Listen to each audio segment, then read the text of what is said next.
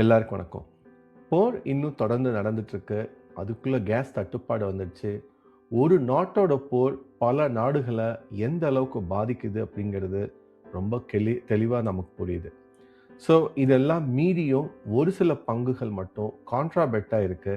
இன்னைக்கு நம்ம அந்த மாதிரி ஒரு 8 கான்ட்ரா பெட்டை ஸ்விங் பங்குகளா பார்க்க போறோம். வாங்க வீடியோக்குள்ள போலாம். போர் முடிகிற வரைக்கும் மார்க்கெட் டைரக்ஷன் ரொம்ப நெகட்டிவாக தான் இருக்க போகுது. ஸ்விங் ட்ரேடிங் அப்படிங்கிறது அவ்வளோ ஈஸியாக இருக்க போகிறதில்ல. ஆனாலும் ஒரு சில விஷயங்கள் ரொம்பவே உறுத்தலாக இருக்குது. அதாவது முக்கியமாக கேஸ் தட்டுப்பாடு, ஆயில் சுச்சுவேஷன். கேஸ் தட்டுப்பாடுனால நிறைய மக்கள், முக்கியமாக மாணவர்கள்லாம் பார்த்தீங்கன்னா அவங்களோட ஹாஸ்டலில் இருக்க முடியாத நிலைமை. அவங்கெல்லாம் ரிட்டர்ன் ஆகி வீட்டில் ஆன்லைன் கோர்ஸ் பண்ணிட்டு இருக்காங்க. ஆல்மோஸ்ட் வந்து ஒரு கோவிட் சுச்சுவேஷன் மாதிரி இருக்குது.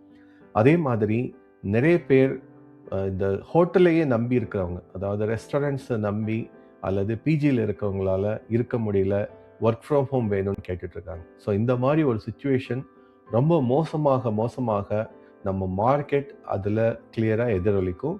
அதனால் அடுத்த வாரம் ரொம்பவே கேர்ஃபுல்லாக ட்ரேட் பண்ணணும். இன்னும் மோசமாக சிவியராக வீழ்ச்சி அடைகிறதுக்கும் வாய்ப்பு இருக்குது. இவ்வளவு மோசமான சமயத்துலேயும் ஒரு சில கான்ட்ராபெட்ஸ் இருக்கத்தான் செய்யுது. ஸோ நம்ம கொடியில் அது சிக்க பார்ப்போம். அது மட்டும் இல்லாமல் இந்த கொடியும் தாண்டி தான் நம்ம வந்து ஒரு 8 பங்குகள் பார்க்க போகிறோம். அதையும் டீட்டெயிலாக பார்க்கலாம். ஒரு சில பேங்க்குகள் வந்திருக்கு. கர்நாடகா பேங்க் தவிர எல்லாமே இப்போதைக்கு நெகட்டிவ் சுச்சுவேஷன் தான். அதே மாதிரி நேஷ்னல் அலுமினியம் ஒரு ரேஞ்சில் இருக்குது. அதாவது ஒரு 370 380லேருந்து ஒரு நல்ல வாங்கும் தருணம் கிடைக்குது. அதுக்கப்புறம் 400 405 தச்சாச்சுன்னா ரிவர்ஸ் ஆகுது. அப்புறம் பவர் ஃபினான்ஸ் கொஞ்ச நாளாகவே வால்யூம் ஏறிக்கிட்டே போகுது. என்ன ரீசன்னா இந்த பவர் ஃபினான்ஸ் அப்புறம் ஆர்இசி மர்ஜர்னால இருக்கலாம். பட் அது வந்து அந்த அளவுக்கு ப்ராமிசிங்காக இல்லை. ஸோ இதில் வந்து ஒரு 2 பங்குகள் மட்டும்தான் இந்த லிஸ்ட்லேருந்து ப்ராமிசிங்காக இருக்குது. ஒன்று கோல் இண்டியா, இன்னொன்று ஜி ஷிப்பிங். எதனால் அப்படிங்கிறது நான் இன்னும் டீட்டெயிலாக சொல்கிறேன். ஸோ அதனால் இதுலேருந்து 2 அல்லது 3 செலக்ட் பண்ணாலும் நம்ம ஓவராலாக இன்னும் ஒரு 5 பங்குகளை வந்து பார்க்க போகிறோம். நம்ம லிஸ்ட்லே இல்லாத பங்கு பவர் கிரிட். என்ன ரீசன்னா அதோட பெக் ரேஷியோ ரொம்ப அதிகமாக இருக்குது.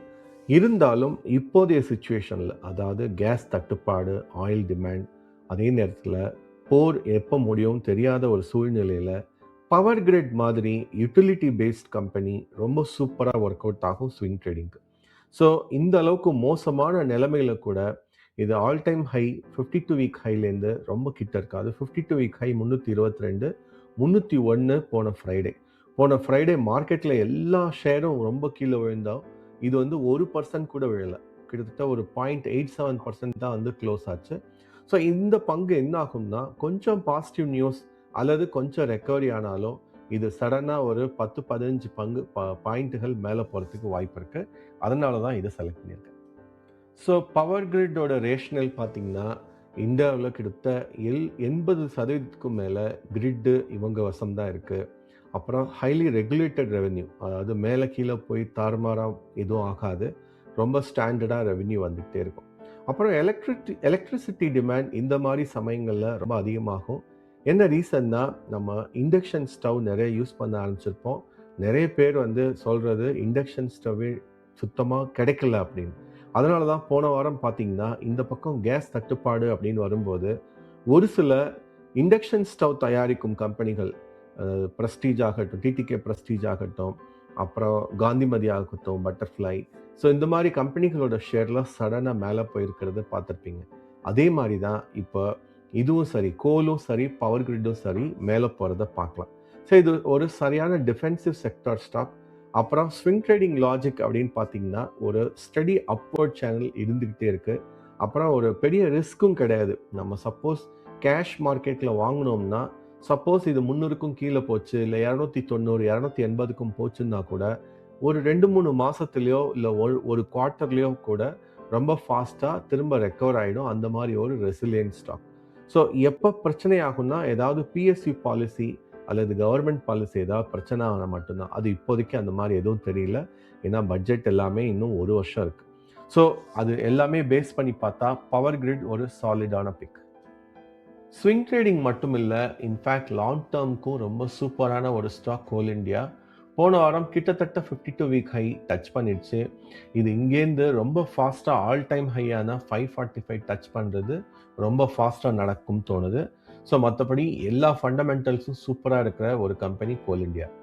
கோல் இண்டியா சுச்சுவேஷனும் கிட்டத்தட்ட பவர் கிரிட் மாதிரி தான். எனர்ஜி கம்பெனிகள் தான் வந்து கிரிட்டிக்கலாக மாறிடும் ஜியோபொலிட்டிக்கல் டென்ஷன் இருக்கும்போது. அப்புறம் இந்தியாவை பொறுத்த வரைக்கும் நம்ம பவர் ஜெனரேஷன் முக்கால்வாசி நடக்கிறது கோலை பேஸ் பண்ணி தான். இந்த கம்பெனி நல்ல டிவிடெண்ட் பிளேயரும் கூட. ஸ்ட்ராங் ட்ரேடிங் லாஜிக் அப்படின்னு பார்த்தா, ஸ்விங் ட்ரேடிங் லாஜிக்னு பார்த்தா நிச்சயமாக ஒரு நல்ல அப் ட்ரெண்ட் இருக்குது. இன்ஃபேக்ட் நான் இதை டெக்னிக்கலாகவும் நான் சொல்லணும்னு நினச்சேன். மற்றபடி பெரிய ரிஸ்க்குகள் எதுவும் இல்லை. கோல் இண்டியா ஒரு கப் வித் ஹேண்டில் பேட்டர்ன் போன வாரம் நான் பார்த்தேன். அப்பையிலேருந்து என்னோட ஸ்டேக்கை வந்து அதிகப்படுத்த ஆரம்பிச்சிருக்கேன். என்ன ரீசன்னா, இது இங்கேருந்து நல்லா மேலே போகிறதுக்கும் இதோட ஆல் டைம் ஹையான 540 சொச்சத்தை டச் பண்ணுறதுக்கும் நிறைய வாய்ப்பு இருக்குது.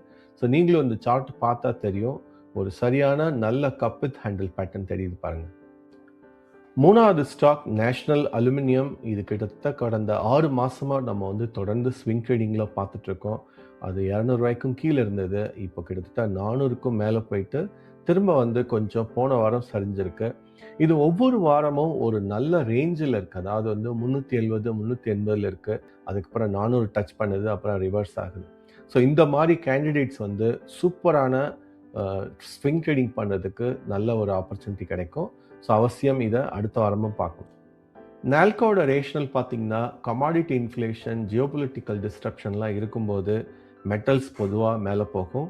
அது வந்து முக்கியமாக அலுமினியம் டிமாண்ட் ரொம்ப ஜாஸ்தி இருக்கிறதால இது சூப்பராக மேட்ச் ஆகுது. அப்புறம் மெட்டல் ப்ரைஸ் எல்லாமே மேலே போகும்போது, அதாவது கோல்டு சில்வர்லாம் மேலே போகும்போது காப்பர் அலுமினியமும் சேர்ந்து மேலே போகுது. ஸோ ஸ்விங் ட்ரேடிங் லாஜிக் பார்த்தீங்கன்னா, ஒரு நல்ல மொமெண்டம் ப்ளஸ் ஒரு நல்ல ஃப்ளக்சுவேஷன் இருக்குது. நல்லா மேலே போகுது, அதுக்கப்புறம் சடசடன்னு கீழே விழுது. அதனால் வந்து அந்த டைமிங் நம்ம பார்த்துக்கிட்டோம்னா அந்த ரேஞ்சில் நல்லா ட்ரேட் பண்ண முடியும். மற்றபடி நிறையவே ரிஸ்க் இருக்குது. குளோபல் கமாடிட்டி ப்ரைஸ் எந்த அளவுக்கு மாறுதோ இதுவும் வந்து ரொம்ப மோசமாக மாறுது. ஸோ நம்மளால் அந்த ரிஸ்க்கு தடுக்க முடியாது. அதை எப்படி ஹேண்டில் பண்ணணும்னு தெரிஞ்சவங்க மட்டும்தான் வந்து இதை ட்ரேட் பண்ணுறது நல்லது. பவர் கிரிட் மாதிரியே இன்னொரு சரியான கான்ட்ரா பெட் வந்து என்டிபிசி. வேல்யூஷன் எல்லாமே சூப்பராக இருக்குது. அது மட்டும் இல்லாமல் இதோட ஃபண்டமெண்டல்ஸ் ரொம்பவே நல்லா இருக்குது.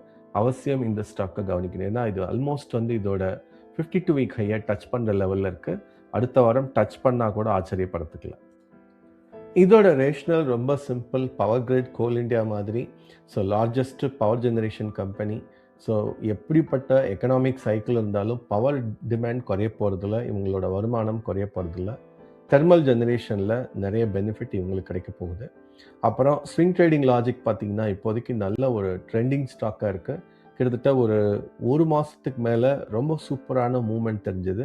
ஒன்லி லாஸ்ட் ஃப்ரைடே மட்டும்தான் கொஞ்சம் கீழே வந்திருக்கு. அதனால ரொம்ப ரெசிலியண்ட்டாக இது மேலே போகிறதுக்கு நிறைய வாய்ப்பு இருக்குது.